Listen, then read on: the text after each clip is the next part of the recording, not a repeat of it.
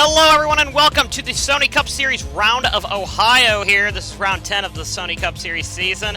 I'm Kenny Maya and I typically bring Arkansas Elite Series coverage. However, this week I'm on assignment in Ohio for the SCS race. Noah was unable to do it. So anyway, we're going to go down to some of the big items of the day. Our pole sitter, much to everyone's chagrin, is disdainment, Sean Perkins. I'm pretty sure not a lot of people are too happy about Perkins being on the pole. He's one of the more controversial drivers. Richard Johnson on his outside. Jesse Turner on the inside of row in third place. Jeff James in fourth. Commons in fifth. Taylor in sixth. Zachary Fitzwater in seventh. Jordan Davis in eighth. Ryan Acosta in ninth. Eric Burton in 10th. Hart in 11th. Noah Hart in 11th. 12th is Luke Martin. 13th is Michael White. 14th is Eugene DeMax. 15th is Matt Rodriguez. 16th is Sanford. 17th is Young. 18th is Tauger. 19th is DeLeo. 20th is Andreas Allen. 21st is Vincent Allen. 22nd is Kyle Collins. James Silverfox 23rd, and on his outside you have Cooper Siren. 25th is Jeffrey Lynn. 26th is Nick Percules. 27th is DJ Curtis. 28th is Nick Mace. 29th is Jacob Hart. 30th is Baskinger. Bad qualifying run for Baskinger. Dom Capps is 31st. And on his outside, you have James Shelley. Cody Lamas is in 33rd. And on his outside, you have Zebulon Stark. Further back, you got Charlie Smith in 35th. And Alan Cavignaro in 36th. Hayden Klein in 37th. Matt Duncan in 38th. Jordan Fisher in 39th. The three-car Bradley Bishop Jr. in 40th. And on the back row, you have Levi Pascoe and Stephen Pollard III, SP3, in the back. Let's get down to the full race here at Ohio Motor Speedway, 104 laps.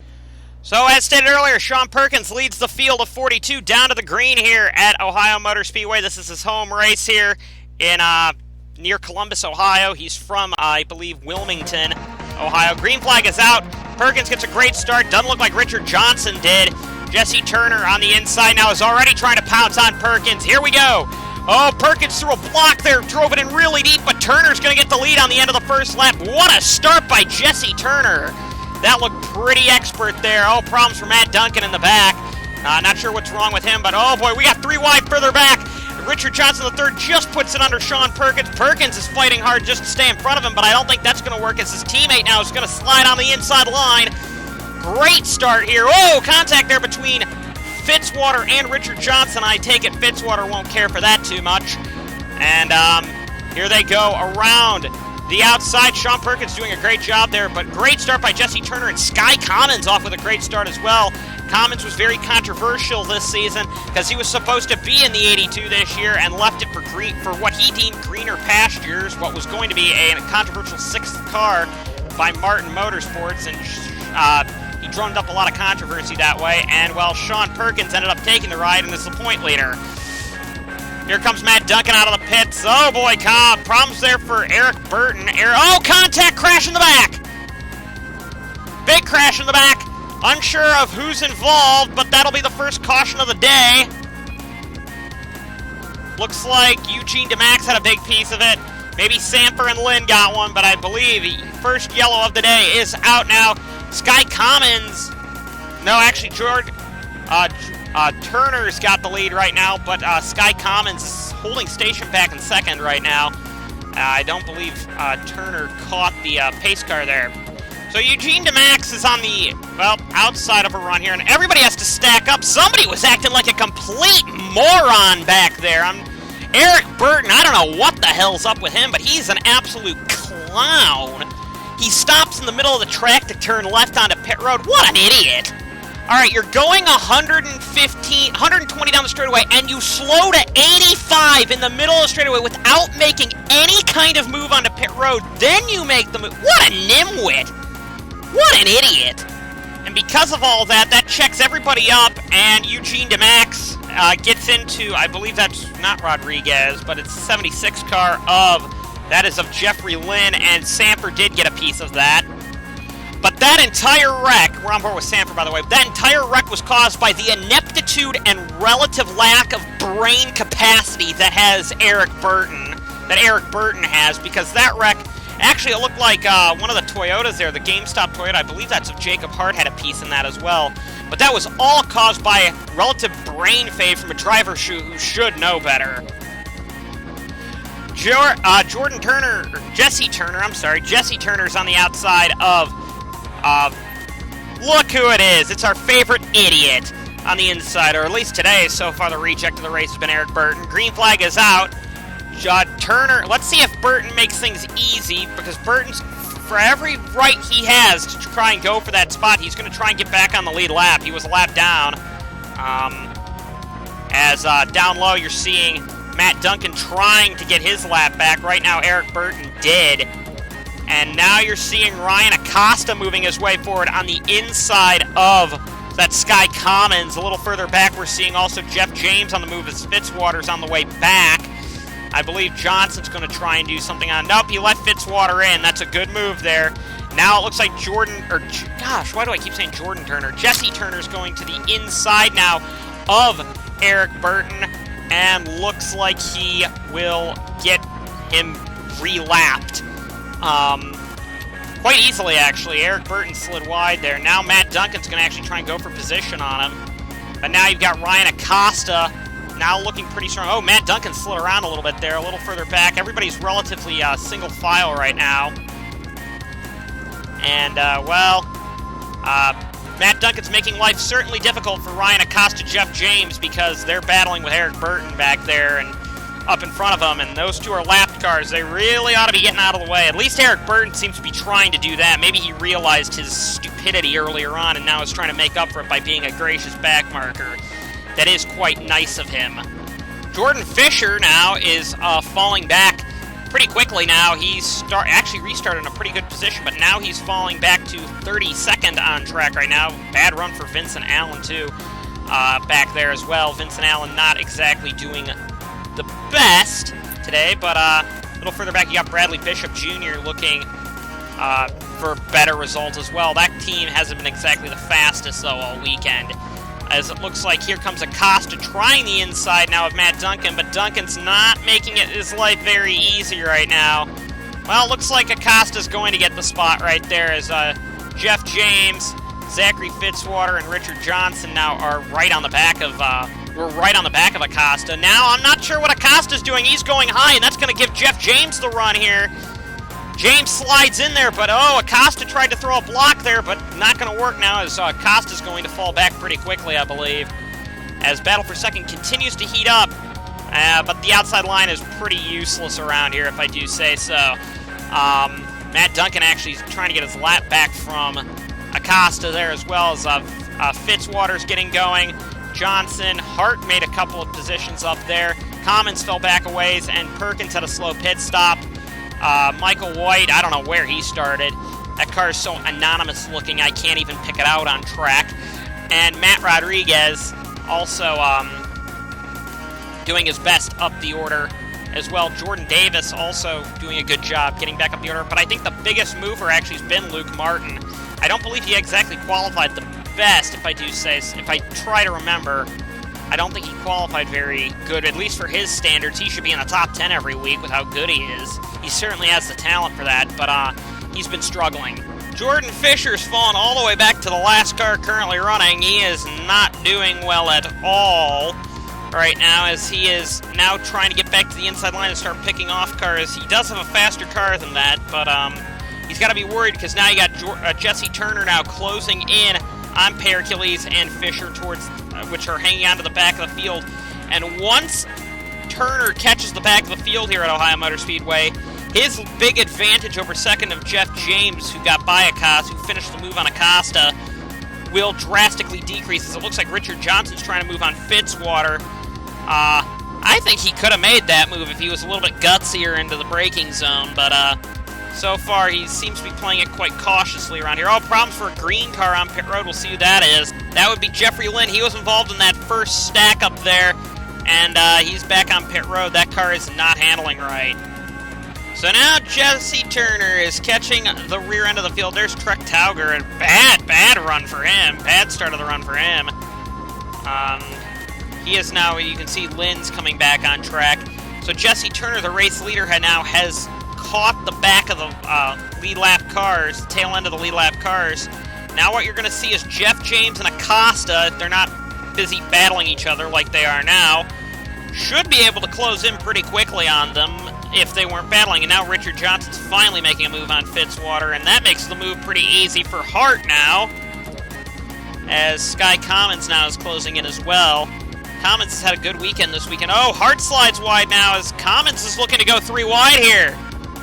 I don't think he'll get it done. I think they'll go 2 wide before Commons is able to make a move, but Commons was looking, definitely. Commons is one of the more aggressive drivers in the series, but now, with Jesse Turner caught on the rear end of the field and Acosta now fully up into second, we should see that pull in as long as Jeff James holds off on trying to pass him yet. You pass him later, but it doesn't look like that's the case. Here comes James back to the inside now. This kind of endless battling is not going to help either of you out.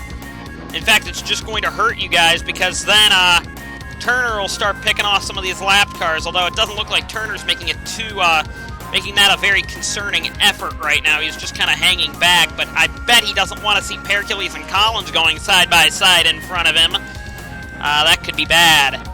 But now Turner now has to realize that Jeff James now has clear track and will slowly reel him in not slowly, quickly reel him in.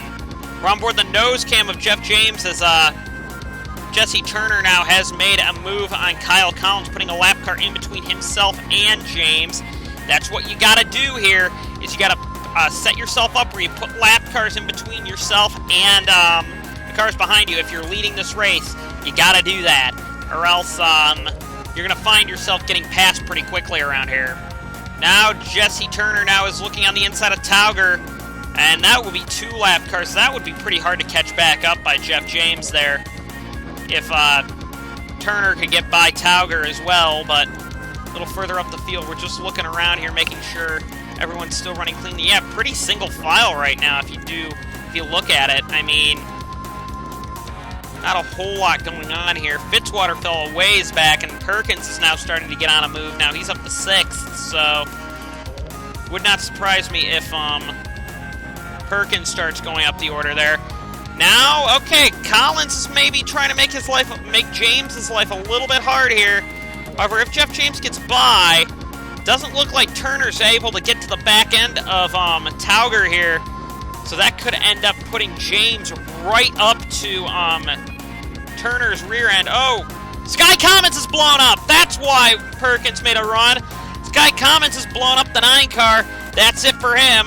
I believe he's going to fall out of the race from that. Tough break for Commons. So now Jeff James has no cars in between him and Jesse Turner, and neither does Richard Johnson have any lap cars in between him and the leader as well. But I just don't think Jeff James has that good of a car right now.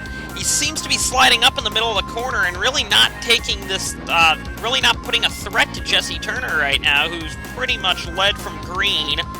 Well, not from the green, from lap 1 pretty much. And now you're starting to see some battling here between Noah Hart and Acosta. Acosta's car looks like a real dog right now.